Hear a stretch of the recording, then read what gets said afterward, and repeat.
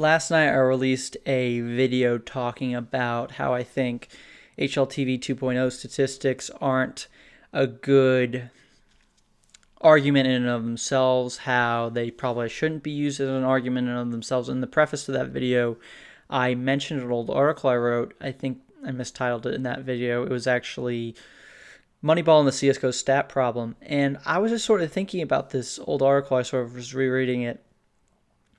And the Moneyball component, the other component of that article, is something that stands out to me because I'm also sort of annoyed by the way that people usually discuss Moneyball within the context of eSports. I usually see this very specific pattern of dialogue revolving this Moneyball topic. Usually, you get the person discussing it, the people giving their opinion on this topic, usually fall into one category or the other. Usually they're like a pro stats guy and they're talking about all the benefits of using more statistics, talking about how the human mind is obviously fallible and how statistics are objective and that sort of thing, and how humans can be biased and irrational, that whole all those talking points. Well, the inverse side usually is more experts.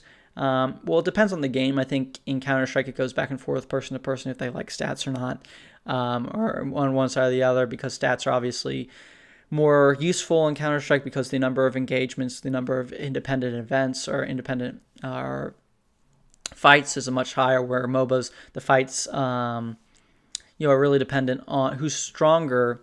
Really determines who wins the fight a lot of the time, not always who plays the fight better. But generally experts have this sort of opinion where, because they understand the game very well, they'll point out that statistics are really just capturing countable events, that the main part of the game, the way players move across the map, how they interact with teammates, the strategy isn't captured at all by statistics. It's just capturing results. And especially in the case of MOBAs, that statistics do a poor job of capturing the action and evaluating players. But I don't think this discussion is really what is necessarily what you have to talk about, or what would stand out to people if they actually read the original Moneyball book. I think Moneyball and the concept has really sort of been delegated, forced into that one sort of talking point, or that one sort of debate in esports, when actually there's something very interesting, and there's some interesting stuff in there in the original book that I think goes under discussed. So in this video, I want to talk about why I think it's the case is currently that's this unfortunate narrative surrounding Moneyball in esports, where it's just stuck in this sort of very low resolution debate. And then, talk about sort of the topics that I think are interesting and that are included in the original Moneyball book. So the reason why I think a lot of this sort of discussion happens that I'm not a big fan of, that's just sort of rehashing the same sort of ideological battle over and over, is that, well, first of all, I think almost probably like 99% of people who have ever discussed this topic have A, only seen the movie, or B, neither seen the movie or read the book. So that's a problem. But the other problem is, I think, in the book and the movie itself, that actually how they're composed. I'm actually a fan of both the writers of these pieces of media. So the author of the book, Michael Lewis, and the screenwriter of the Moneyball movie, Aaron Sorkin. And if you know anything about these guys, you'll know they're very sort of, maybe sensationalist is a bit too much, but they're very ideological, both of these guys. And they both because they both sort of play in the world, they like to delve into the world of big ideas, hotly debated topics. So Michael Lewis is a guy who wrote stuff like Liar's Poker, Moneyball, Blindside, The Big Short, Flash Boys. And then Aaron Sorkin. Michael Lewis. So obviously is sort of more into sports and finance and those sort of topics. When Aaron Sorkin, who's famous for writing A Few Good Men, the screenplay for that, and the original play, The Social Network, TV shows like The West Wing and Newsroom. More recently, I think Jobs was the movie, the Steve Jobs biopic with Michael Fassbender. So he more is in the idea. He more focuses on ideas surrounding media, social media, technology, and politics and news. Yeah, media, news, politics, really. But in both of these guys' case, they usually stake out very distinct positions.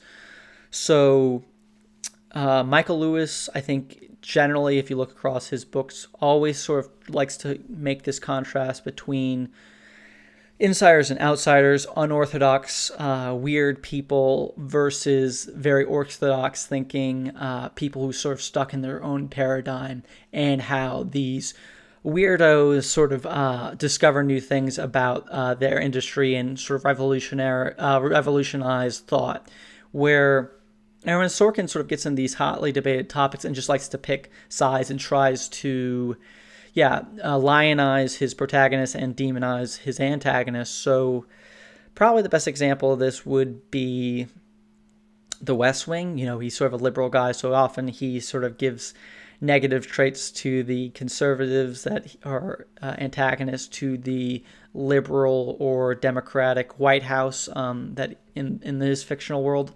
And a good example comes from that first episode. If you just want to watch the first episode of West Wing, it's on Netflix if you're in the US. I won't spoil it, but basically the episode's sort of this conflict. It all sort of the climax of the episode is this conflict that's been built up throughout the episode, where you have these lobbyists or these head of religious groups who want to argue with the protagonist, the West Wing staffers, about the role of religion in education and public discourse. And it's sort of it's set up to be this big debate.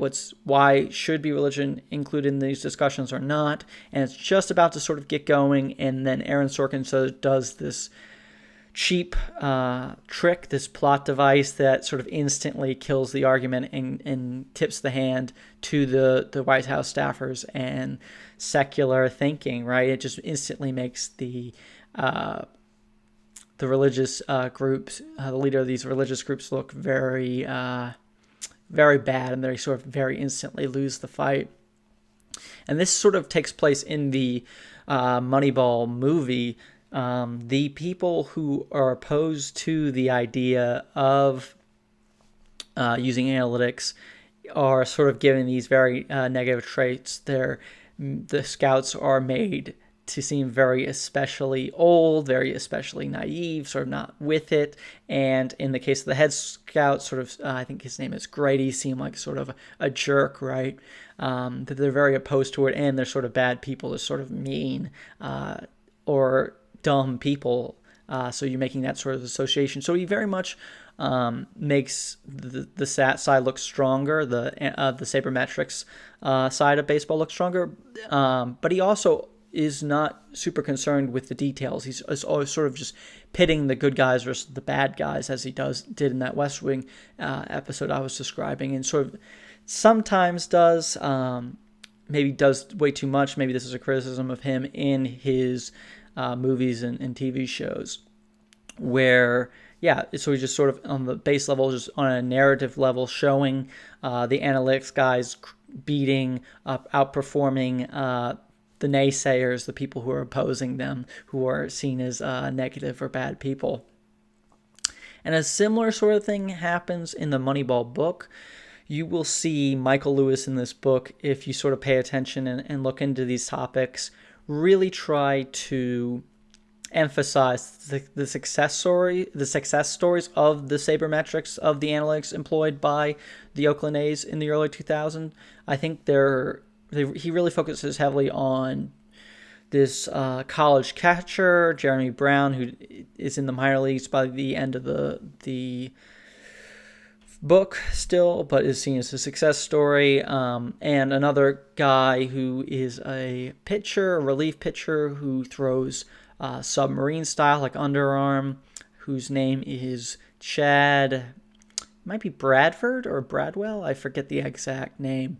But, there's this big, like 45, 50-page chapter delving into how this guy had a father who was disabled, who had to throw underhand to him as a kid, and him growing up and becoming a pitcher and going through college and learning to do this very specific style, and his own personal narrative. This is sort of a classic part of Michael Lewis books, talking about personal narratives and how they relate to these big picture, complicated numerical stuff, and sort of as a Trojan horse or sort of a narrative technique to get into these topics.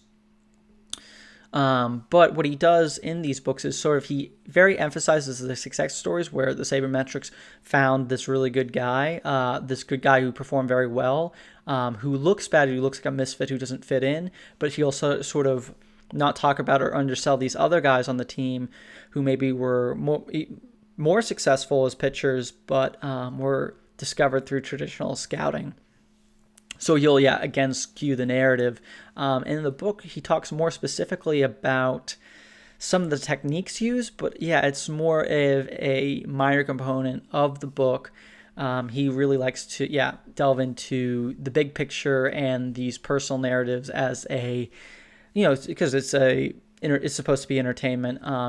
It's not a documentary. It's not very dry nonfiction book. Michael Lewis likes to make it entertaining, make it very readable. But in this book, there is actually a lot of good stuff in there. You'll see sort of the history of Bill James and how that leads into the management of the Oakland A's, and how that sort of culture, based on the writings of this guy who sort of innovated or popularized the use of statistics in the management of baseball players, or the evaluation of baseball players. But what's definitely not captured in the movie, but it's in the book, it's definitely there, but it's maybe perhaps underemphasized, is this sort of big revolution in going from Bill James and classic results and outcome-oriented statistics, and how he was just trying to improve statistics, going from, say, batting average to on-base percentage or on-base plus slugging, to this sort of new, the new Moneyball, the Oakland A's Moneyball, this new style. And in eSports, I think we're always talking about Moneyball in terms of the old style, in terms of just improving statistics. This is especially true in Counter-Strike. And what I know that we're always talking about how HLTV 2.0 rating can be improved, where really we need to make this sort of Oakland A's revolution that's discussed in the book. In the book, they actually talk about how they actually got these people, this company, this upstart company, to actually record their games with like a TV camera and translate that into a computer model and assess each action with respect to how it affects the metric they use in from that system was runs, but you can convert runs to win percentage. But in general, you can basically, it's the idea of evaluating each action with respect to how it affects the broader game. So, for example, I discussed this in the article, but I'll give a brief summary again. It's someone makes a hit, and they look at this hit, and they look at the trajectory, the speed of the ball going off the bat, and they think, looking at past statistics, they have this big database, evaluating old games. They see that this hit, when the ball's hit this way, it's a triple, say, 30% of the time, it's a double 60% of the time, and a single 10% of the time. And say in this specific case that they're evaluating is a single. So they know that this guy is probably a very slow base runner. They could maybe even calculate his speed going from the plate to first. And then they'd probably give them negative marks for not being able to get the double or the triple, right? Because, and they can evaluate that very specifically because they know maybe from past experience from looking at the data that when there is no outs and a guy on second, the offense has an expected value of 0.5 runs, or when there's a guy on third, the expected value is say 0.7 runs. I actually don't know the number, 0.8 runs. But when the guy's on first, it's like 0.4 runs. So they actually know how much this guy's poor base running in comparison to the average, in comparison to past results, actually costs them. Now they know what he gave the team by getting the single, but you also know exactly what he cost them. And this is sort of independent of what actually, if some random element comes into the game. So say a guy hits a ball that's a double 90% of the time, but the fielder makes a phenomenal catch and stops him and gets an out, right? Well, that's not the batter's fault. He hit a ball that is a double 90% of the time. This is sort of results-oriented thinking. It should be independent of what the defense does. He should just really be assessed on what he does in the game, right? So in esports, we just look at statistics. We look at outcomes, kills, deaths. In a Dota or League of Legends, maybe CS or creep score or whatever. I haven't followed Dota much. I don't know what they're how they value that. Maybe gold gained in the first 10 minutes or something like this. That it's all dependent on that, but what they don't take into account is how much was the enemy jungler in their lane, or how much pressure, or how much of the side objectives were they going to, or do they have a champion or a hero that could get this gold, right? It doesn't evaluate these in-game factors, right? It doesn't actually have a camera. It's evaluating each movement. It's just evaluating very simple things. And this is sort of the revolution that the Oakland A's did, and what gave them confidence to base their entire management strategy based on statistics, based on their analysis system, instead of just using the old statistics. And this didn't just happen in baseball. This sort of revolution in using computer models to evaluate the game rather than human understanding also happened in chess about the same time. You remember Garry Kasparov was beaten by the IBM computer Deep Blue in, I think, 1998. And then chess software has sort of superseded or exceeded human understanding for quite some time. Computers have been better than chess players generally. While the computers haven't solved the game, they definitely have a better understanding of the game than humans for quite some time now. And computers, I guess, if you are of a certain mindset, it's debatable perhaps in baseball, but maybe you could argue that computers understand baseball as well, better as well than humans. So this is the revolution I'm talking about, that there's this possible solution, this is what I think really what Moneyball is, and this is sort of what I'm talking about in the title, You Don't Understand Moneyball, and that it has to be that next step, the use of computer software, machine learning, AI, to understand the game in a moment-to-moment, action-by-action basis, and to evaluate that in terms of how it affects the game. Not just look at results and look at what's countable, and see. And this is sort of should be the goal in Counter-Strike or in League of Legends or Dota or in Overwatch or whatever whatever game you want to call an esport. This sort of this Moneyball, this computer model, action by action, rather than result by result Moneyball. And I think that's something that's often lost in the discussion. It's sort of a disappointing sort of consequence of the actual structure and choices made by the original authors of the book and the movie.